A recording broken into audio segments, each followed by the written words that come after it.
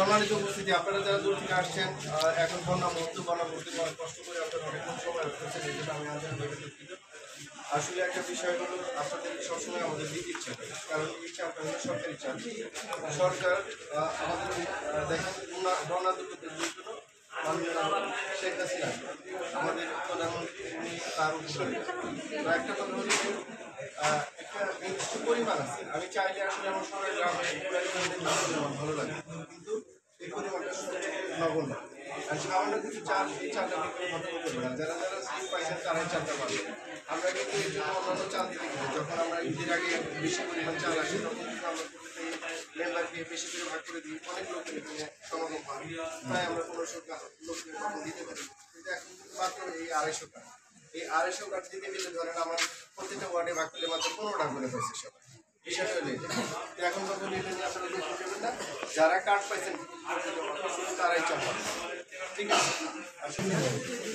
এই চালটা যেটা আছে আসলে বন্যা তো এইভাবে হয় নাই, এটা বন্যা আমাদের কারোবারে যদি পানি উঠছে চঞ্চলে যেটা বাড়ি আছে, যে একটা বাড়িতে যেটা হলো এটা হলো আমাদের মাননীয় সংসদ সদস্য সালমান শাহ, আমাদের উপজেলা চেয়ারম্যান, আমাদের সম্মানিত ডিসি স্যার এবং ইউনো স্যার, আমরা সবাই মিলে আমরা সেটা আমাদের তালিকা এই তালিকা অনুযায়ী আমরা আপনাদেরকে এখানে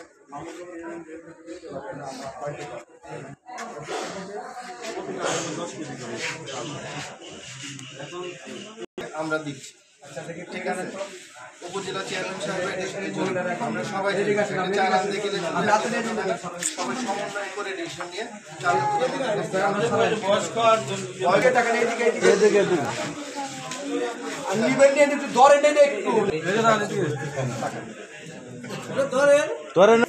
ছবিটা কাভার করে